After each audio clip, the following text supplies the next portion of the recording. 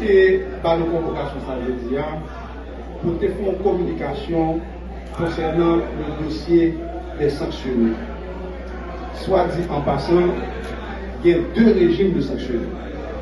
Il y a le régime des sanctionnés multilatéraux, c'est-à-dire des mondes qui sanctionnés dans le cadre de la résolution des Nations Unies, notamment résolution 2653, 2700 et 2752. Et il y a un deuxième régime qui est le régime bilatéraux, c'est-à-dire des mondes de ressortissants haïtiens qui sont sanctionnés par des États amis tels que Canada, États-Unis, République dominicaine et autres. Alors, il faut dire que en ce qui a trait au régime des sanctionnés multilatéraux, sur la base des résolutions des Nations Unies et également sur la base du décret du 30 avril 2023, parquet Port-au-Prince, instruit par le ministre de la Justice, par acte d'huissier, nous avons procédé au gel des comptes bancaires des personnes sanctionnées dans le cadre de la résolution des Nations Unies. Alors il faut dire que nous autres, États haïtiens, nous sommes membres fondateurs des Nations Unies. Et à ce titre, les résolutions prises en Conseil de sécurité des Nations Unies sont opposables à l'État haïtien. C'est dans cette perspective, en tant que membre, nous avons décidé, l'État haïtien, via le parquet de Port-au-Prince, via le ministère de la Justice, le parquet de Port-au-Prince, nous avons décidé de donner suivi par rapport à cette résolution.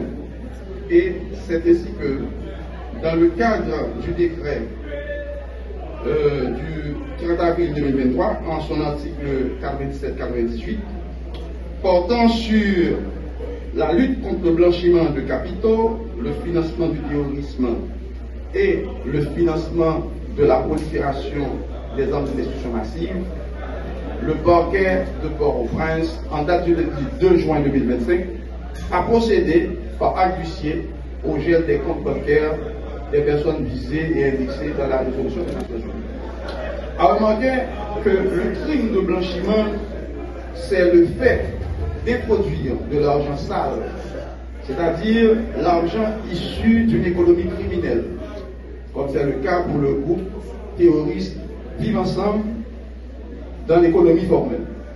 Il s'agit de blanchiment d'argent issu de trafic de drogue, trafic d'organes, trafic humain, kidnapping, racket, extorsion, chantage, trafic illicite d'armes à feu et de munitions.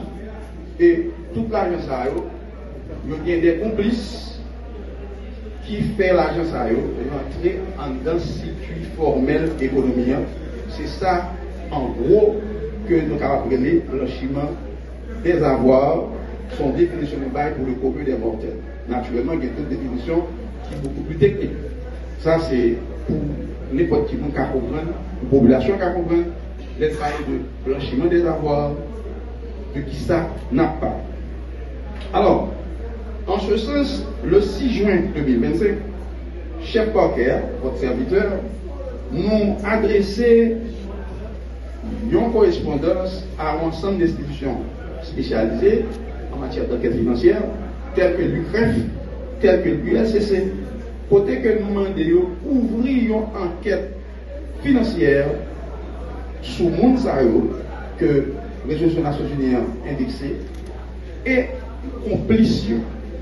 Donc, nous demandons pour ouvrir une enquête sous eux et sous complice pour blanchiment de capitaux, pour financement terrorisme et pour financement et prolifération armes destruction massive. Alors, parallèlement, il y a un régime sanctionné bilatéraux.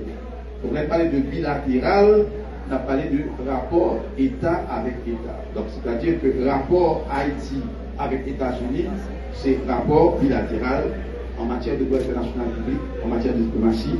Donc, l'information en matière de droit international, ça veut dire de rapport bilatéral, rapport pays avec pays. Alors que lorsque nous, dans le cadre d'organisations internationales, telles que Nations Unies, OEA, nous avons un rapport multilatéral. Alors, En ce qui a trait à cette catégorie de sanctionnés, cette catégorie-là, depuis le 21 mars 2025, l'État haïtien, représenté en cette matière par le ministère de la Justice et de la Sécurité publique, via le ministère des Affaires étrangères, a produit une demande d'entraide pénale auprès de ces pays-là, afin de nous renseigner davantage sur les éléments de preuve ou les indices sur lesquels ils se sont basés pour fonder leurs sanctions contre nos ressortissants haïtiens. Pour l'instant, la procédure d'entraide pénale internationale est lancée. L'État haïtien attend avec impatience la réponse des États concernés. Donc, nous autres, chefs du parquet, maîtres de l'action publique, je peux dire subordonnés du ministère de la Justice, très préoccupés par la question sanctionnée, très préoccupés par criminels transnationaux, et que sous base de ça, l'État haïtien instruit par quel Port-au-Prince, le ministère de la Justice, le ministre de la Justice particulièrement, il instruit par quel Port-au-Prince pour mettre action publique en mouvement contre tous les monde qui est impliqué